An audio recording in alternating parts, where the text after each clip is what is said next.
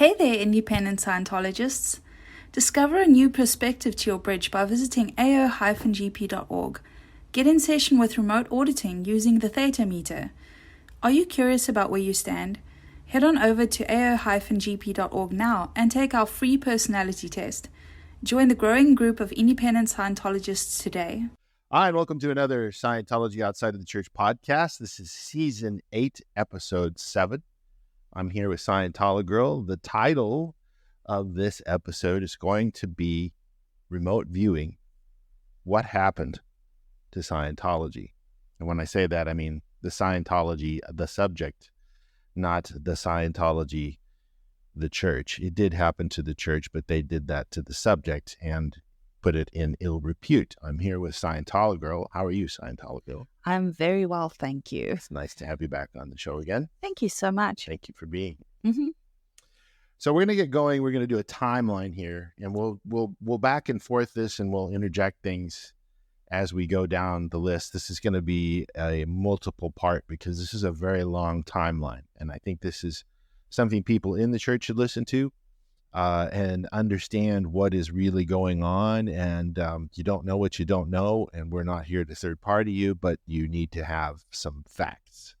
And for people that don't know anything about Scientology, I think it's very helpful as well. And if you connect the dots, we're not going to connect the dots for you per se, but you do the math and you'll get the picture, I think. Don't you think? Absolutely.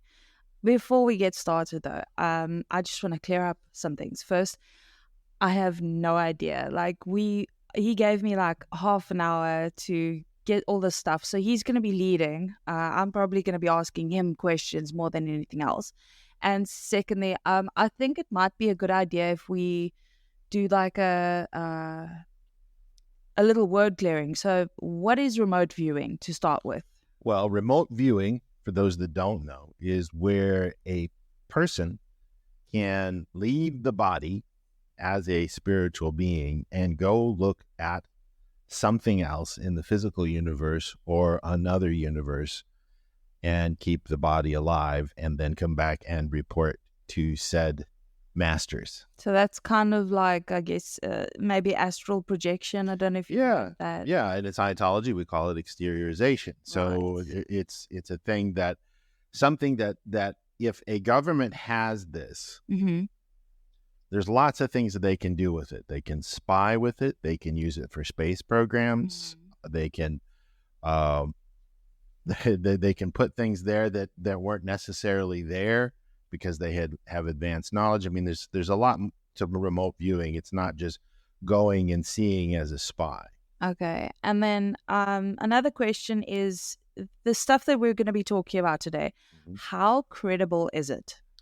It's very credible. There are lots of people that saw these operatives in the church. It is very well documented. Okay. Freedom of Information Act. We do have a lot of valid data. This isn't just because it's on the internet makes it true. Mm-hmm. And we want to make that point as well. That's what's true for you is true for you. You don't have to believe us. Do your own due diligence. Okay. It makes complete sense to me. Yeah. And I've been involved in this area for so long and talked to so many people and interviewed so many people especially in the early podcasts. And it just makes perfect sense to me, but that's for me. Okay. And you don't have to believe me either. Right. It's what's true for you. Regardless, it's very interesting when you start to get these pieces put together, but could just be a story, but we'll let our listeners decide. Yeah, and either way, just let it be playful and fun, and yeah, it doesn't have to be deadly serious. Yeah, that's not what we're trying to do. It's definitely food for thought, though, right? I think. Yeah, absolutely. Okay, take it away. All right, so we're going to start back in the 1940s. Back in October 1943, E. Howard Hunt is confirmed for service in the Office of Strategic Services, the OSS. This is what was the CIA before the CIA existed. He goes to Catalina Island for training. Among the people Hunt trains with is Lucian Conan. More on that later. Now, this is where the psychs come into this very early on, before Dianetics is even published. This is 1943, 1946. Psychiatrist Louis J. Fielding joins the Veterans Administration in Los Angeles as staff psychiatrist and instructor in clinical psychiatry. When Fielding joins the Veterans Administration, and intermittently over the next several years, Dianetics and Scientology founder L. Ron Hubbard, or LRH as we call him, is living in and around LA doing Dianetic research.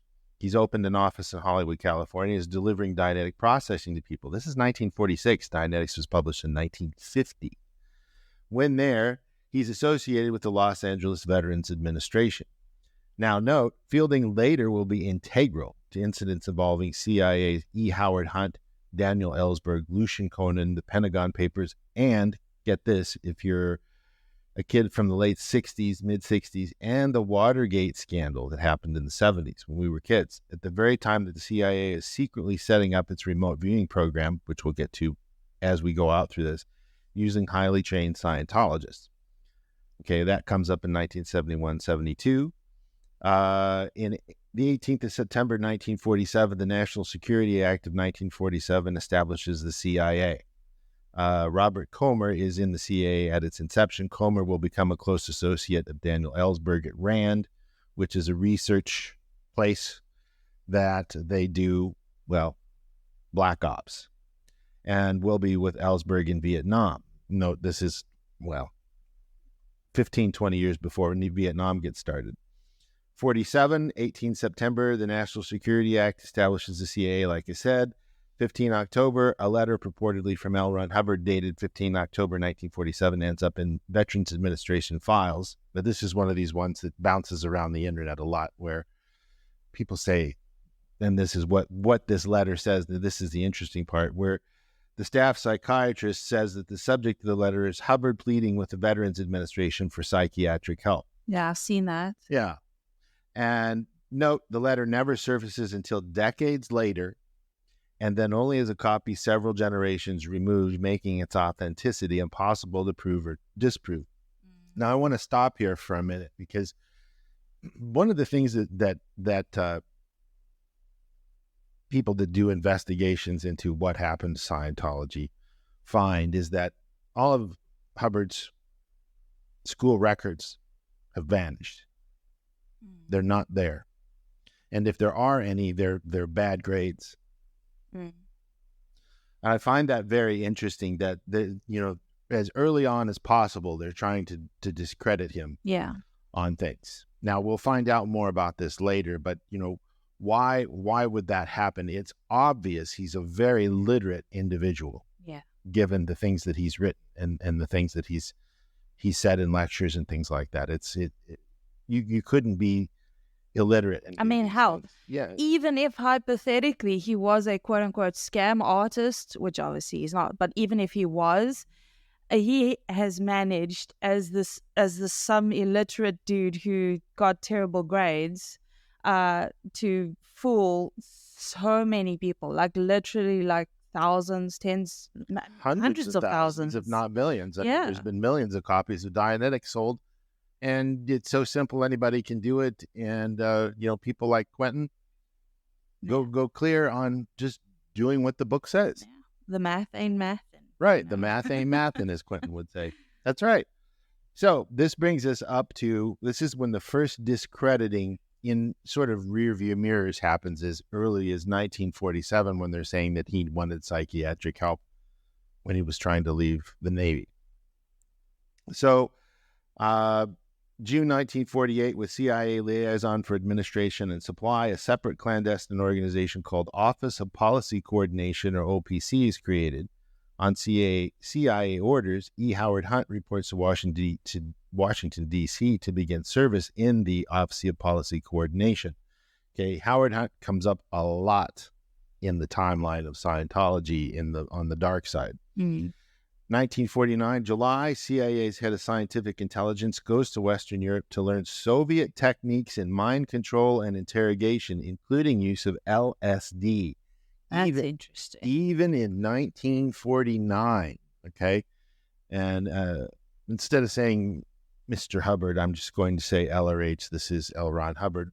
LRH talks about this, the Soviet influence on mind control and psychiatry. I mean, it's shoulder deep. And these guys are shoulder to shoulder with them as early as 1949. This is before the Cold War. This is before all of the, the Soviets are evil and all this stuff. So, something's not right here. Yeah. 1950s. Now, here's where it starts to get really interesting. Dianetics was released, actually, it was a week ago. We had the anniversary, 9 May. It's the 17th of May as we make this podcast right now. You're looking at over 70 years ago, 74 years ago. Jeez, has it been that long? 74 years, God. Anyway. Feeling old. No, I just, it's like, what? Yeah. Here we are doing a podcast in the 21st century about something that was released 74 years ago last week. Jeez. Yeah. Okay, so we get into the 1950s. Dianetics was released on the 9th of May, 1950. Thursday, the 20th of April, 1950. Okay, this was less than a month prior to Dianetics' release. The CIA's mind control program, Project Bluebird, which I'm sure a lot of our listeners have heard about, is authorized. CIA contracted psychiatrists begin secret experiments with ice pick lobotomies, electroshock, hypnosis, pain, and drugs, including cocaine, heroin, and LSD. Now, this is long before Daniel Leary made LSD popular during the Summer of Love in 1968. In coordination with the Veterans Administration, U.S. military veterans are used as unwitting subjects for many of the experiments. This isn't the first time the government has done this with government property, military guys. Right. We've got the Tuskegee experiment, all that stuff. So they like to use people without their permission. Tuesday, 9th of May, 1950. I just want to interject real quick and say it is so funny how these guys were basically trying to do, if you look at all of these things, drugs, pain, heroin, all of that stuff, it's all got to do with the brain and the physical body. Mm-hmm. Right. Low on the tone scale. Yeah. Like if they really want to get through to somebody, you reach the spirit, not the physical body. Mm-hmm. And you're right.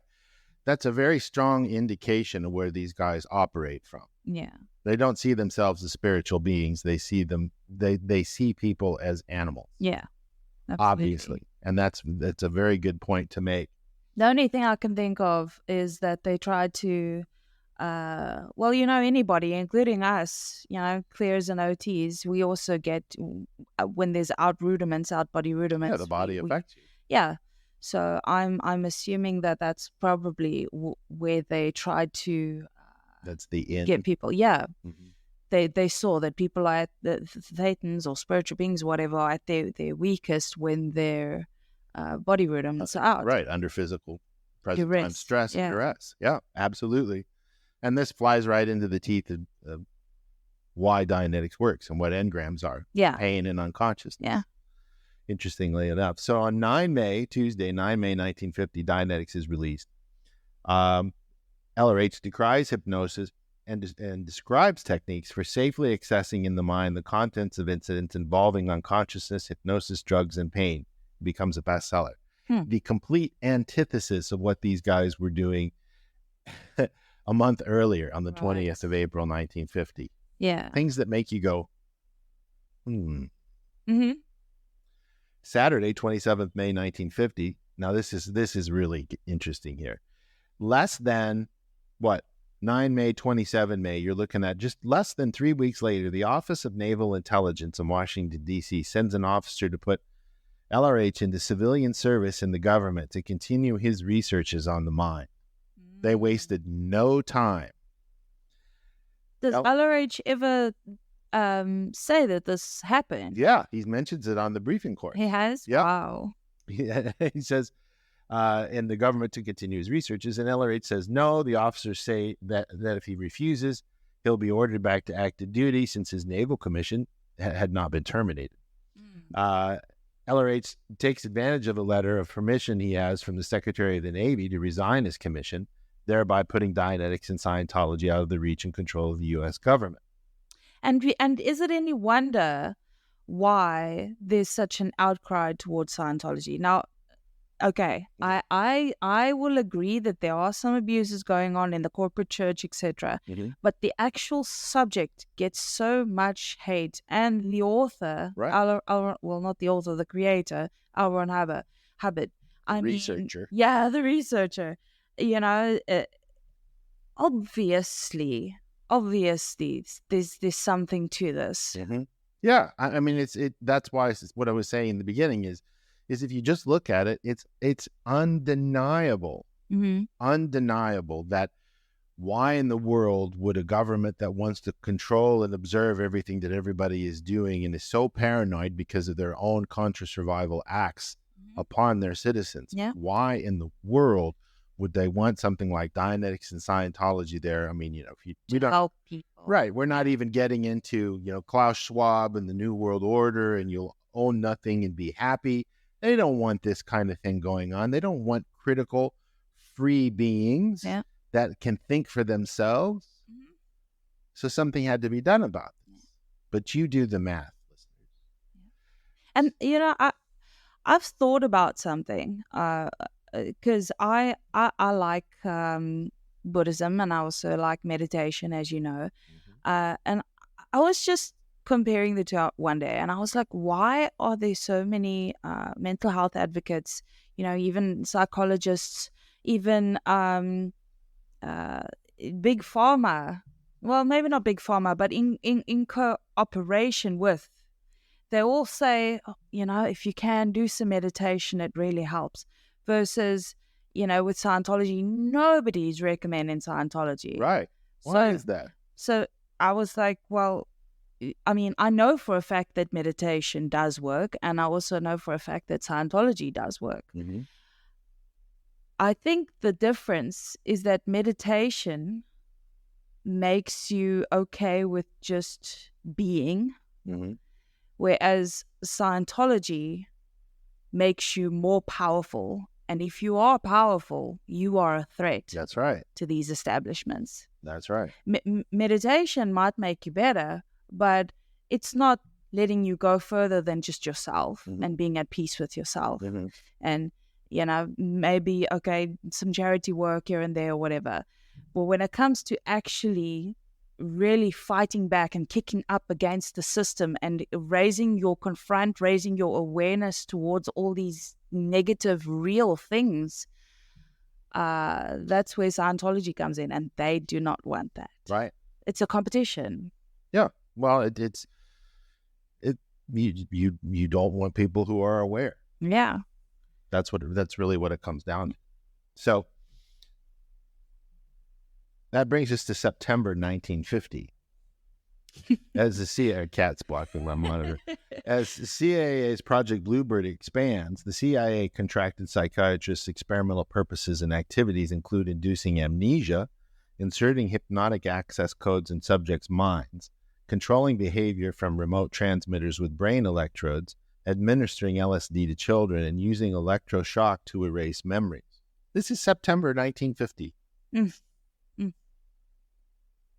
Now, you look at what we're dealing with today, post-COVID, and these injections and 5G and all of this stuff.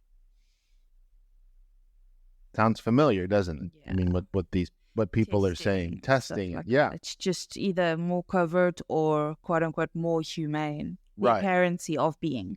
Right. Yeah. Now, 1951, we leave September 1950, 1951, the Office of Policy Coordination, the OPC, and Howard Hunt again, is merged with the CIA. Over the coming years during his CIA career, Hunt has other occasions to work with Lucian Conan, who is on contract to CIA, and this guy keeps popping up. Lucian does.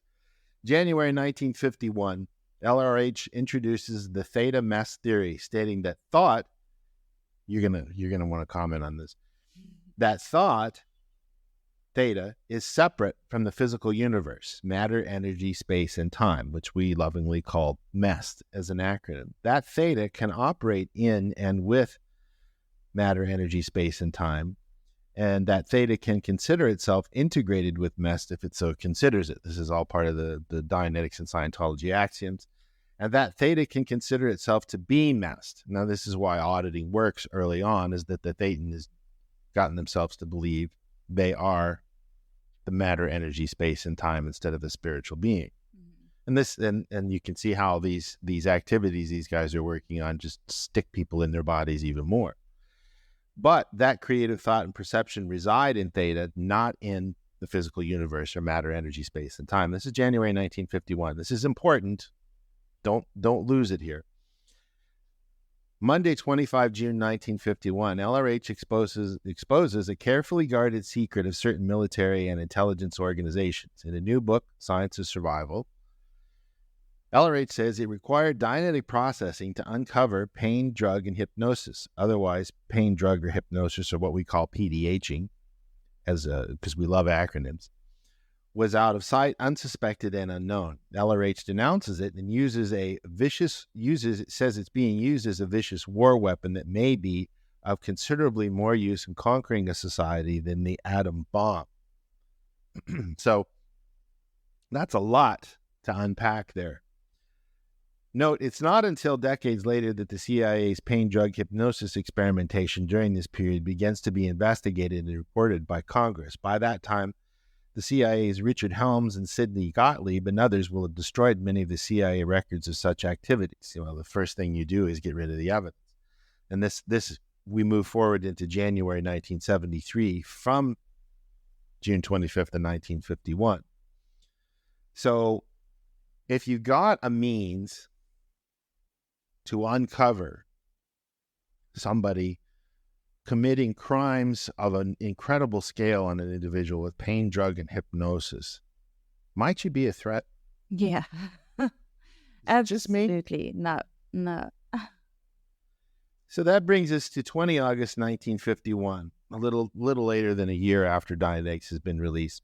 The CIA's Project Bluebird evolves into Project Artichoke, these guys and their names, with goals such as, quote, get control of an individual to the point where he will do our bidding against his will and even against fundamental laws of nature.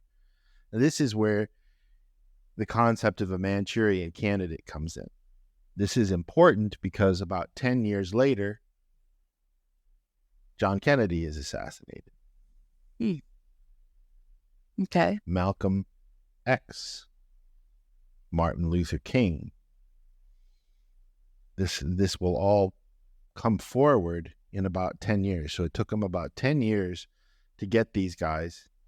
They killed these outspoken, society-changing turning points and snuff them out. More on that later. Monday, 7 January 1952. Secret internal CIA document discusses a multi-level program to research and develop the use of extrasensory perception, or ESP, for practical problems of intelligence. This is as early as 1952. Then, in July 1952, about 7 months later, LRH releases a book, History of Man, one of the most controversial books in Scientology. Published also as What to Audit, that describes some of the native capabilities of thought, or a thetan, you, the spiritual being, in the individual, as including communication by telepathy and the moving of material objects by, quote-unquote, throwing an energy flow at them. Hubbard describes Scientology processes to rehabilitate these potentials. Again, he's giving it out to the public for the cost of a book of about $2.50 to $5. Yeah.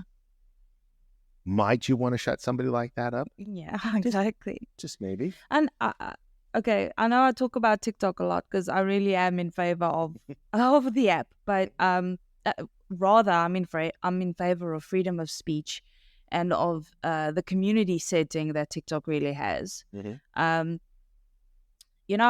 I'll be honest. When I first started watching TikTok, I used to. Well, before I started watching TikTok, I used to think that, people were just not that bright. And then, and I know that's kind of an assholeish thing to say, but, with not knowing, like, all of the intentions of others, etc., you can kind of you don't realize what you don't know until you know it.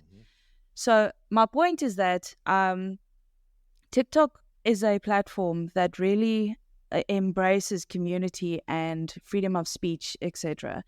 And I find it strange when we look at things like this, where he's talking about, all of these abilities and stuff like that. How much of that is actually on TikTok? Like, I regularly see people who can do things like move things with their minds and, that kind of thing, these abilities, and they want to ban TikTok.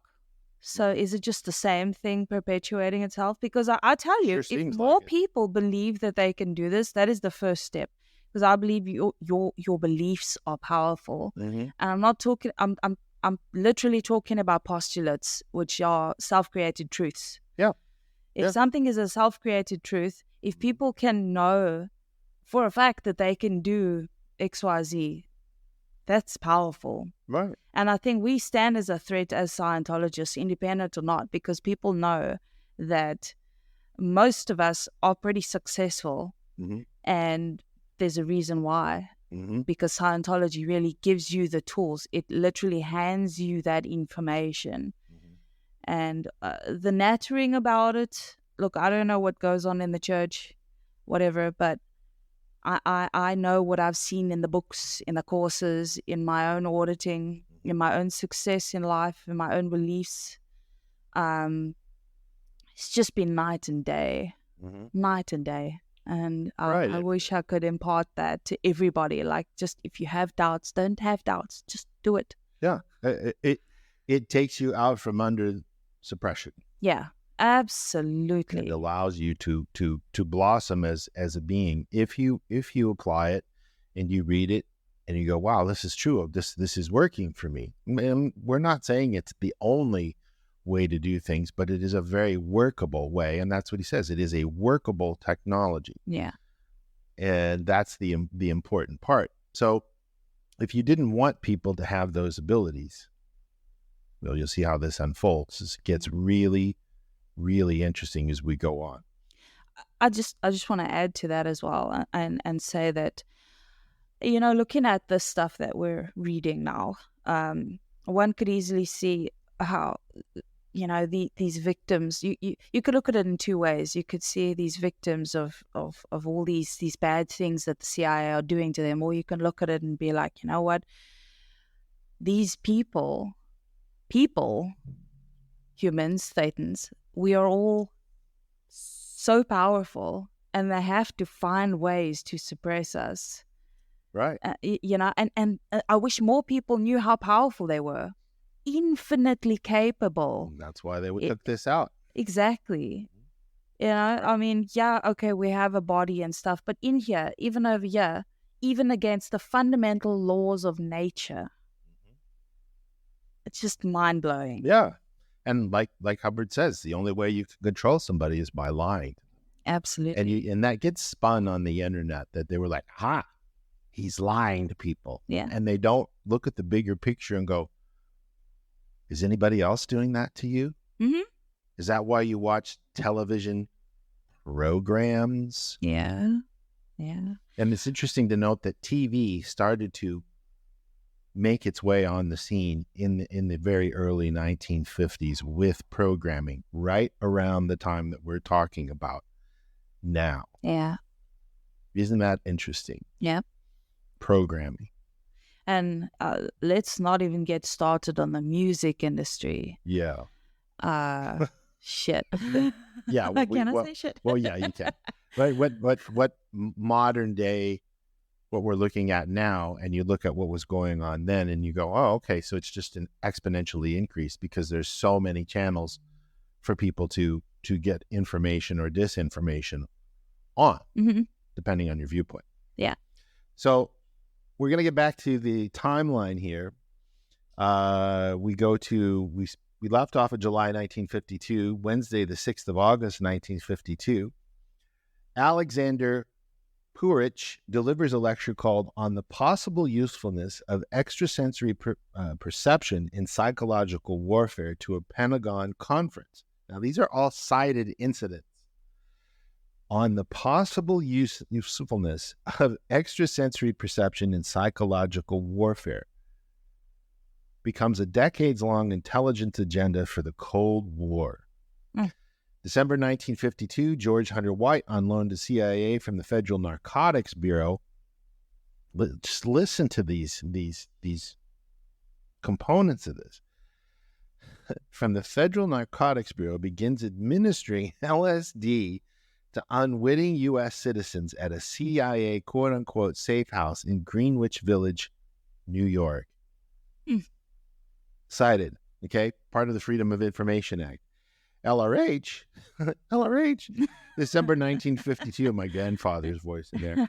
L. Ron Hubbard delivers a series of over 50 lectures. This is the Philadelphia doctorate course on processes for attaining a state he calls operating thetan, or OT. This is the first mention of it in 1952.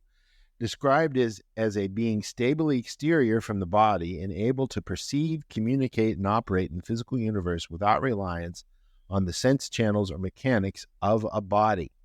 The PDC lectures are very, very well known and popular, and they're even part today of the church's ridiculous basic books package, which is so outgradient for people. It's not even funny. These are, I've talked to people who knew people at the PDC Congress who were there and were just so blown away, and they didn't understand what he was talking about even then because it was so lofty at that point. But it's the first mention the state of OT is on the PDCs. Now we go to 1953. James McCord, later to be involved in the Watergate break-in, joins the CIA. 1953, 20 years before Watergate. February 10th, April 1953, CIA Director Alan Dulles gives a speech before the National Alumni Conference at Princeton University, lecturing on, quote, how sinister the battle for men's minds, quote unquote, has become in Soviet hands. Yeah. So if you can't beat them, join them. Yeah. Monday, 13 April 1953, CIA Director Alan Dulles authorizes a new expanded mind control program. Everybody has heard about this. I don't care whether you know anything about Scientology or not. MK Ultra, brainchild of Richard Helms, a high-ranking member of CIA's clandestine services. Again, E. Howard Hunt is working at CIA headquarters at the time as Chief of Covert Operations under Clandestine Services. Multiple citations on this. Thursday, 19 November 1953, on a 3-day holiday for CIA officials at Deer Creek Lodge in the mountains of Maryland, Sidney Gottlieb, head of CIA's MK Ultra, secretly slips LSD into the after-dinner drinks. An Army scientist and germ warfare specialist named Frank Olson, who was working on an MK Ultra project, experiences a bad trip, quote-unquote, becoming very disoriented. Note, Olson soon commits suicide after having his bad LSD trip. I don't understand this whole LSD thing. Like, how, I mean, I guess the question is, do they think that the LSD has something to do with being a spiritual being? Well, Yeah, they're mistaking it. They're mistaking it, but they're seeing the signs of exteriorization, because what happens here when a person takes LSD or any of these new psychedelics that Joe Rogan is a proponent for, what happens is they're for lack of a better word, and I'm not saying this as a, well, I am a class auditor and I know what drugs do to a being, but what happens is it pushes the thetan out of the body and they go exterior. And they experience lots of interesting things that the body is manifesting. And there's reasons for this on the OT levels, the NED for OTs, that this restimulates the other components of the composite being. And so even though you're exterior, you're experiencing what the body is experiencing and exterior. So they're looking at this as a clue. Yeah, but I mean, even that's still too. Okay, so let's say you have a let's say you have a what do they call those things? A robot scientist. I can't remember. Let's say you have that guy, and he's obviously pretty fucking smart, right? Let's say you have him drunk. What use is he? Of little use. So the fact that they're trying to, have a Thetan who is powerful, but then try and numb him out with, obviously the drugs. He's not being himself, and that's the thing. Right. This is as good as it gets on planet Earth. Is as useful as he is himself. Right, and that's one of the points that I wanted to make with this is that, like LRH talks about, you've got Homo sapiens and you have Homo novus, somebody who is clear, and you look at, and I'm sorry I keep using this, but there's only a point as things only get as good as they get on planet Earth, because the best way that these guys can do this is they cause an effect on somebody and say, see, this is what is possible, but they don't have a clue. They can't find their ass with both hands because they don't understand what drugs do to a body, because they don't even understand that they're a spiritual being. Yeah. I mean, that's what it comes down to. It's a big duh. Yeah. And you see this all across the planet. Is this as good as we can do? Mm-hmm. Whether it's, it's helping other people being homeless, this sort of thing. People just go, yeah, that's just the way it is. Yeah. And all of this stuff is exactly the opposite of what should be done. Right. Because when you really look at it, what are they doing? They're trying to control beings. They're trying to, do it through the mind and the body. And they're doing it externally, away from themselves, which it should actually be the individual. Mm-hmm. Even like these individual officers, we're looking at CIA as this broad group, okay? Right. But these are the guys that have the plan.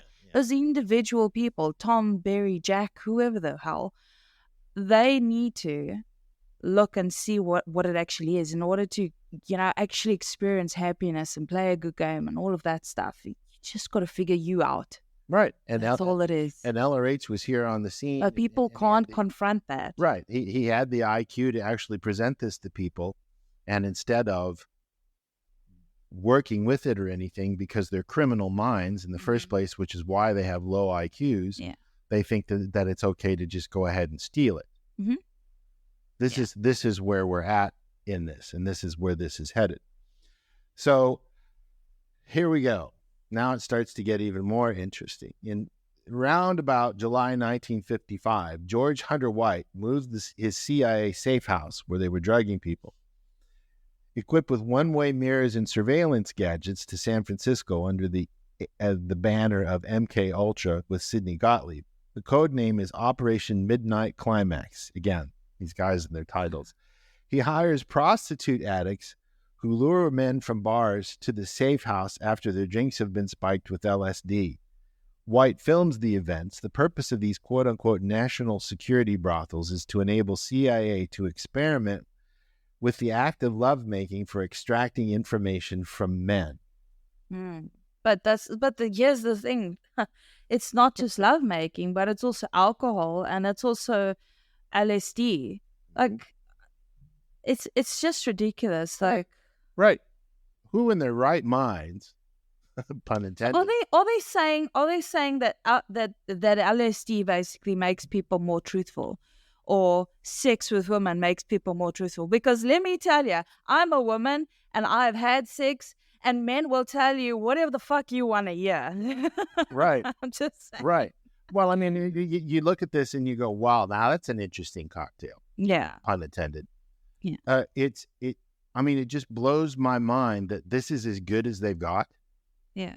But this is they're actually doing experiments. And when I say that whole whatever the fuck you want to hear, I mean it in the sense of not necessarily the truth, but just anything that's going to get him to what they want. Yeah. Right.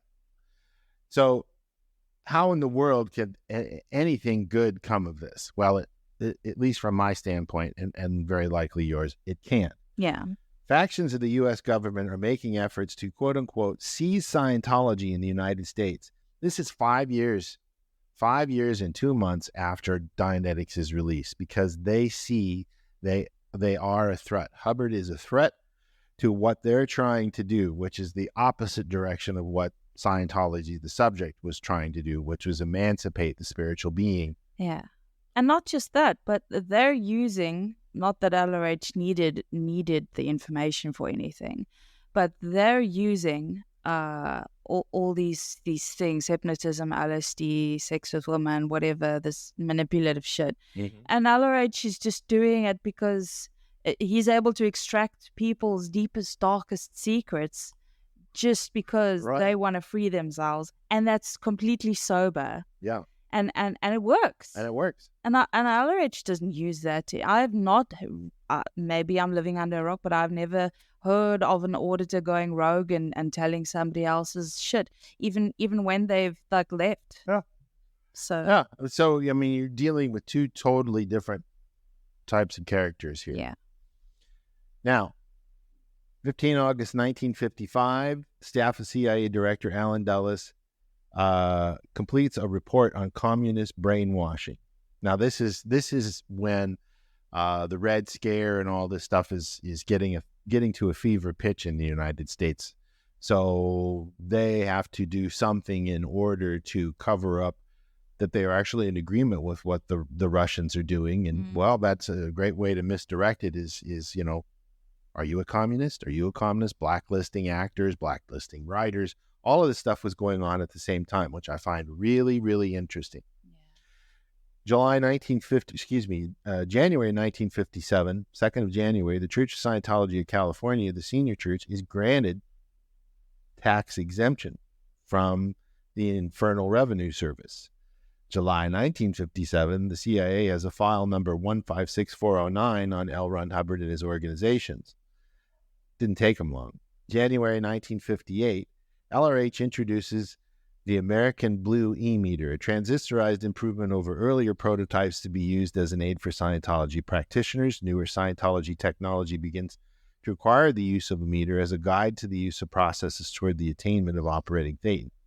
Now, it's interesting to note, just as a side note, that round about the 1961, LRH says that the American meter is not a good meter. Now, this doesn't mention that, but it is important to note that the British Mark V's were the benchmark for meters at the time. And I almost wonder if the American meters didn't work properly because somebody was trying to screw things up. That's how bad it was. Could be. Yeah. June 1958, Daniel Ellsberg arrives at Rand Corporation to spend the summer as a consultant. July 1958, around, U.S. corporations including Westinghouse, General Electric, and Bell Telephone have begun telepathy research. Wow. Yeah. Saturday, 8 November 1958, the Herald Tribune in New York reports that Westinghouse Electric Corporation has begun to study ESP using specially designed apparatus. This is late 1950s. Yeah. We're still using hardline phones, no such thing as a cell phone in sight, so on and so forth. Saturday, 25 July 1959, Westinghouse Corporation Friendship Laboratory undertakes an experiment in ESP with the USS Nautilus, linking one person on land, the sender, with another person in the submarine, the receiver, while the vessel is submerged. Representatives of the U.S. Navy and Air Force are present during the experiments, which run for 16 days under Air Force Colonel William H. Bowers. The experiments result in a 70% success rate. Now, we're going to stop at 1960 here, late 1959, 1960 for this podcast. And here we go. This is the last bit. Garden News publishes a story, Plants Do Worry and Feel Pain, describing experiments done by L. Ron Hubbard where he has connected plants to a Scientology e-meter and measured their reaction to threat and damage. Now, LRH discovers measurable sentience in plants, first using an e-meter with geraniums in his greenhouse at St. Hill, England, later with tomatoes. Now, you see this picture all the time of LRH with an e-meter on tomatoes on Google in the pictures and stuff, and people making fun of him. Yeah.